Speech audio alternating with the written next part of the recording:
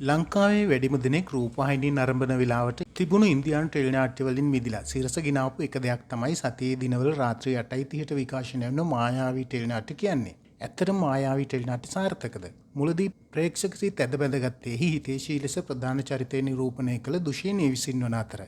ඇය ජනප්‍රියත්වයට පත්වී එද්දීම හදිස්සියේ එයින් ඉවත් වූ අතර. එයට හේතුව දෙපාර්ශ්වයෙන්ම විවිධ හේතු දැක්වුවා. නමුත් නැවත ඒ චරිතය ගොඩනගමින් එම ආශා කතාවට සම්බන්ධ වුවද ඇගේ තිර කාලයේ ඉතාමත් අඩුවම කාලයක් වුණා. මාසයක්වත් ඇය සම්බන්ධ වූවාදැයි සැකයක් පවතිනවා. ආරංචි අනුව ඇය පසුගිය ජූලි මාසයේදී විදේශගත වූ අතර ඒ අනුව මෙම මාස දෙක තුළ ඇය රංගනයෙන් දායක වී නැහැ. ඒ අනුව ඉදිරි කොටස්වලදී පවා ඇය දැකිය නොහැකියි.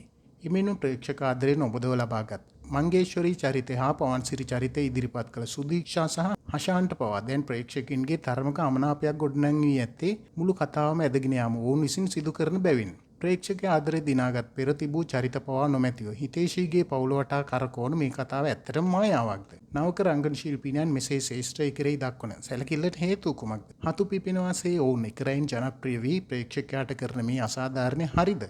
තීරණය ඔබ සතුයි.